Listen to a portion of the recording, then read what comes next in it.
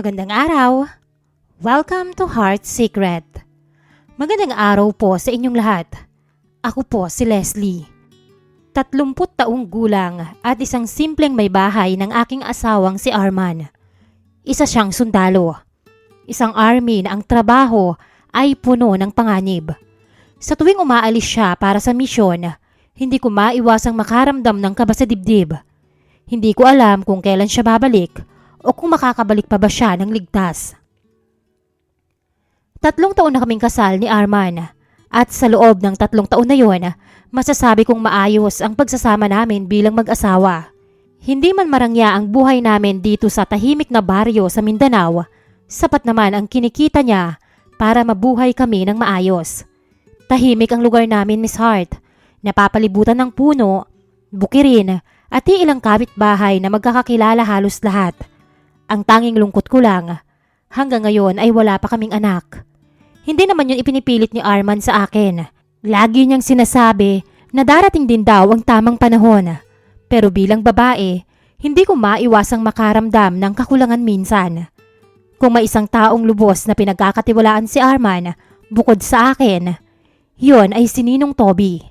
Siya ang ninong namin sa kasal, Miss Hart. Halos itinuring na siyang ama ni Arman dahil maaga itong naulila. Matagal na kaibigan ng kanyang ama si Ninong Toby, kaya bata pa si Arman, malapit na talaga ang loob nila sa isa't isa. Kaya naman tuwing may misyon si Arman, lagi niya akong iniiwan sa pangangalaga ni Ninong Toby. Isang umaga, bago ang kanyang assignment, magkasama silang nagkakape sa aming maliit na balkonahe. "Ninong, makikitingin-tingin ho kay Leslie ha? 3 buwan ang misyon namin ngayon," sabi ni Arman habang hawak ang tasa ng kape. "Oo naman, alam mo namang nandito lang ako palagi," sagot ni Ninong Toby habang tumatango. "Hindi mo kailangang mag-alala." "Maraming salamat ho, Ninong," sagot naman ulit ni Arman.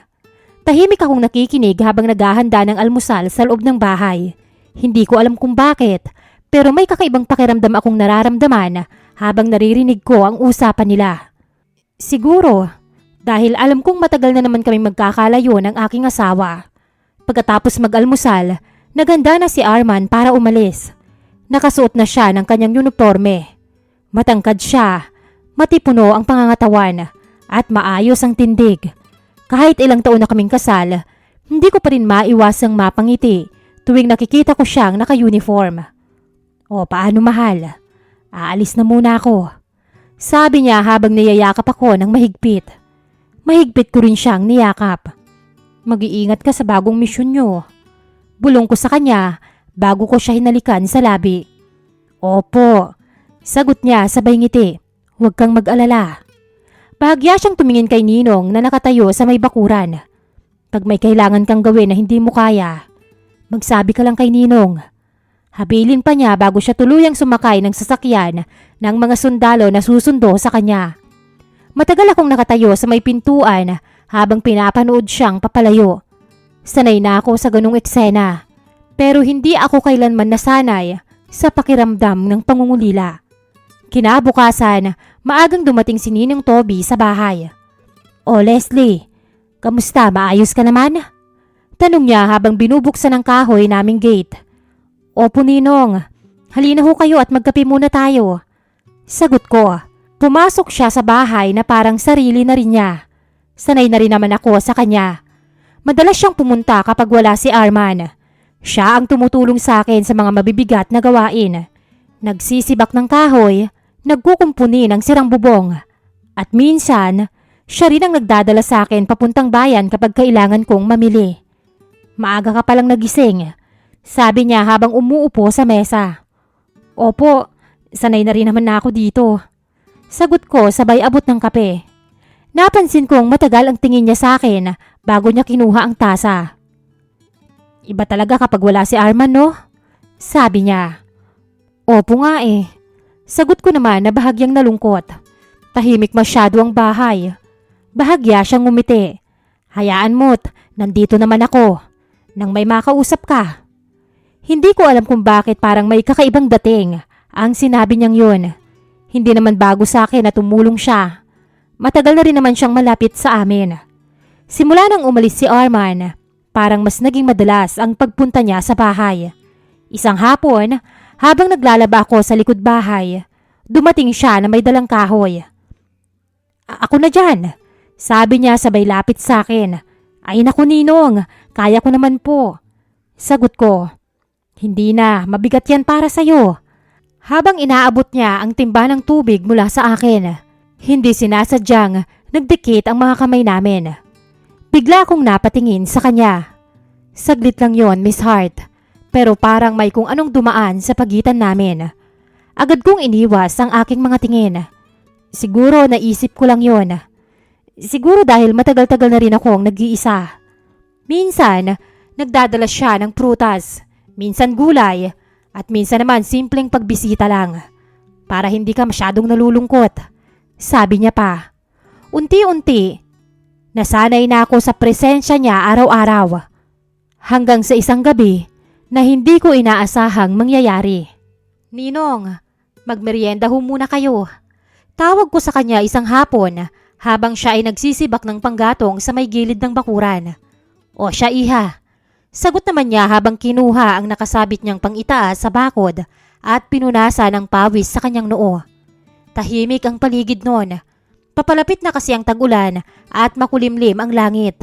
Paminsan-minsan ay umiihip ang malamig na hangin na tila ba nagbabadya ng paparating na bagyo. Saan kaya iiimbak ang mga gatong? Mukhang malakas-lakas ang paparating na bagyo. Sabi niya habang inilibot ang tingin sa paligid ng bakuran. Napatingin naman ako sa kanya. Sa totoo lang, kahit halata na ang edad ni Ninong Toby, hindi maikakaila na maayos pa rin ang kanyang pangangatawan. Matangkad siya, malapad ang balikat, at malinis manamit kahit simpleng damit lang. Halatang may kagwapuhan siya nung kanyang kabataan. Hindi ko alam kung bakit ko yun napansin, Miss Hart. Siguro dahil mas madalas na kaming magkasama ngayon. Doon na lang po siguro sa likod, Ninong. Tuyo naman yata ang mga yan. Sagot ko habang itinuturo ang maliit na silungan sa likuran ng bahay. Oo nga, mas mabuti pa nga. Tugon niya. Pagkatapos naming magmerienda ay tinulungan ko siyang maghakot ng mga panggatong papunta sa likod ng bahay. At habang ginagawa namin yon, paminsan-minsan ay nagkakabanggaan ang aming mga braso.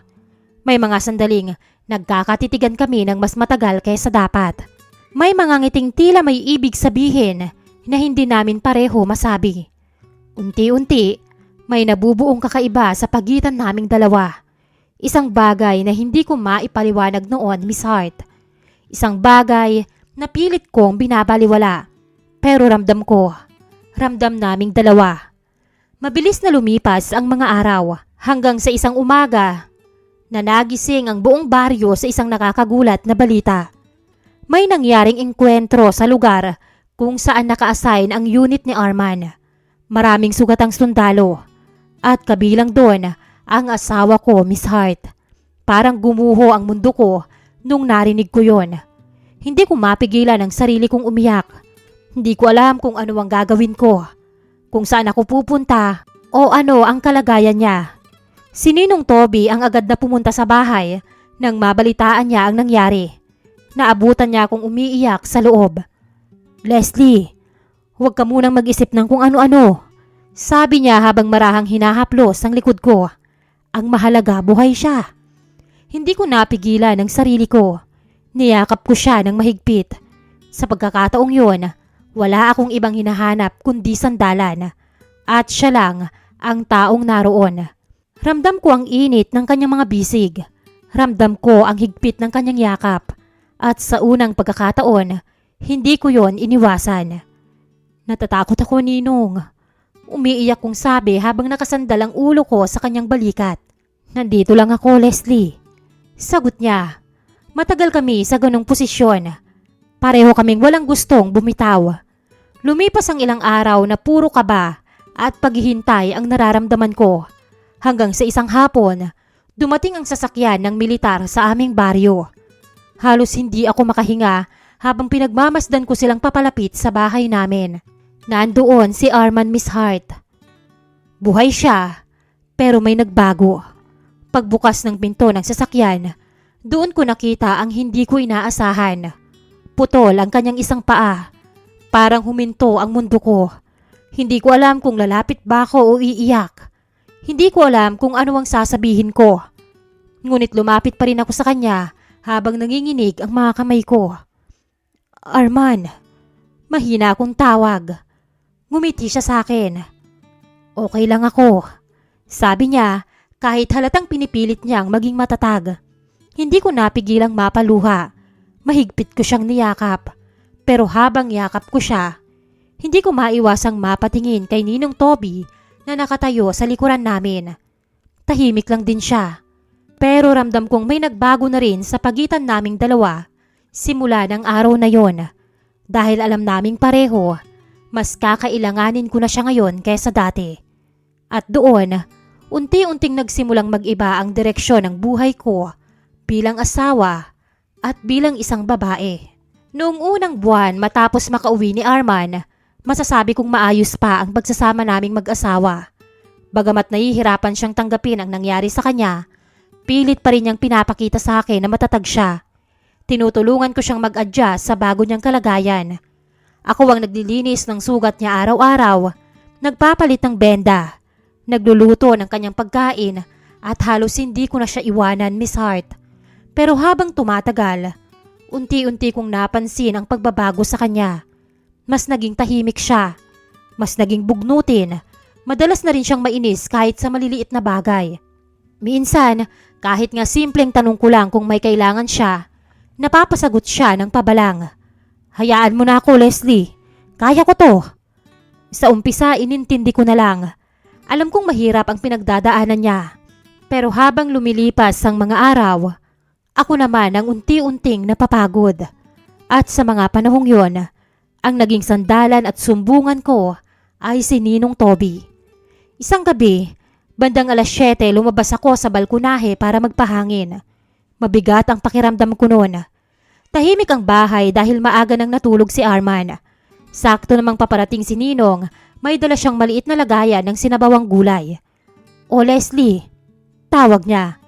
"Kumain na ba kayo? May dala akong ulam." "Tapos na ho, Ninong." Sagot ko. Maaga kaming kumain ni Arman. Gusto na raw niyang magpahinga agad. Ganun ba?" Sabi niya. Isalin mo na lang ito at baka magutom ka mamaya." Ngumiti ako. "Sige ho, Ninong." Dumiretso ako sa kusina at sumunod siya sa akin. Mahina ang ilaw sa loob namin. Tahimik ang paligid at halos marinig ko ang tibok ng puso ko. "Kamusta si Arman?" Bulong niya para hindi magising ang asawa ko. "Ayos naman ho. Ayun. Medyo masungit pa rin, Ninong." "Hayaan mo na at paunti-unti matatanggap niya rin ang nangyari." Sandali kaming tumahimik. Ikaw?" Tanong niya. "Ayos ka lang ba?" Napatingin ako sa kanya. Hindi ko alam kung bakit, pero parang biglang nanlambot ang tuhod ko sa paraan ng pagtitig niya sa akin. Mariin akong pumikit. Pagmulat ko, napakalapit na ng mukha niya sa akin. Bahagyang nanlaki ang mga mata ko nang haplusin niya ang pisngi ko gamit ang kanyang hinlalaki. "Tatagan mo lagi ang sarili mo, Leslie." Bulong niya sa tenga ko. Hindi ko na napigilan ang sarili ko. Pumatak ang mga luha. At ang sumunod na nangyari, hindi ko na rin napigilan, Miss Hart.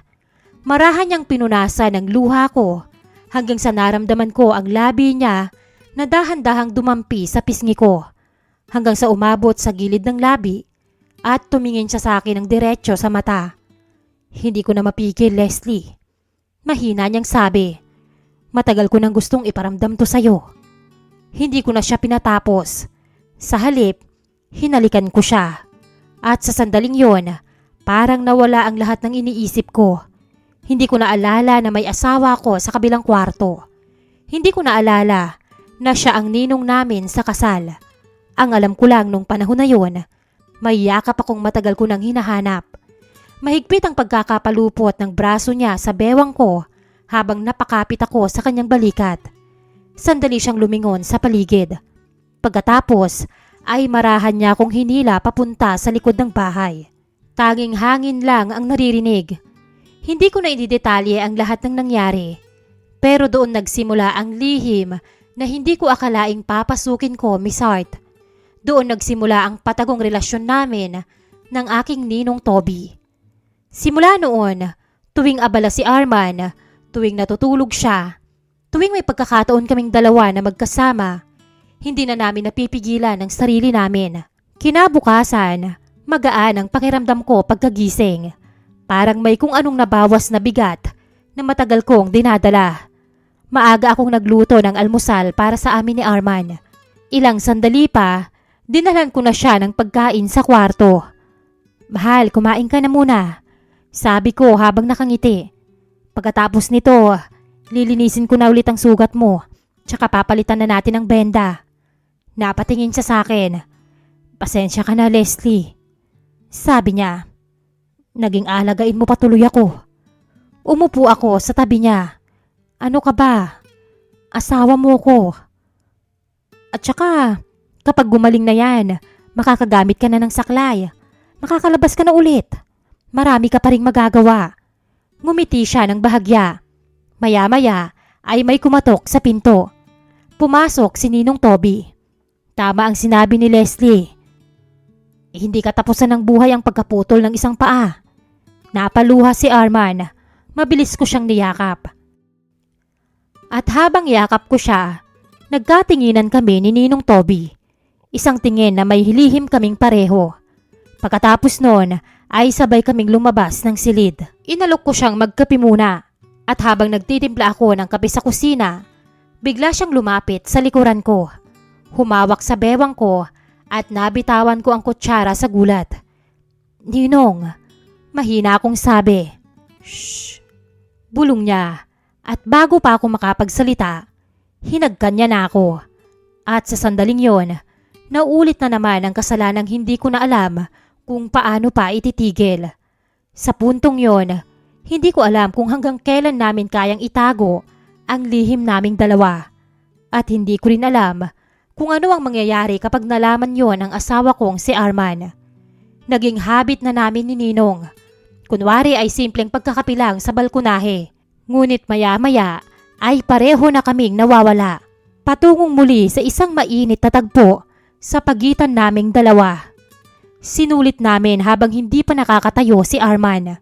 Walang araw na hindi namin yon ginagawa tuwing pupunta siya sa aming bahay. Alam kong walang kapatawaran ang kasalanan ko. Tuwing titignan ko ang aking asawa, pagkatapos ng lahat-lahat, ay matinding konsensya ang bumabagabag sa akin. Ang aking tanong, Miss Hart, paano ko puputulin ang namamagitan sa amin ng aming ninong?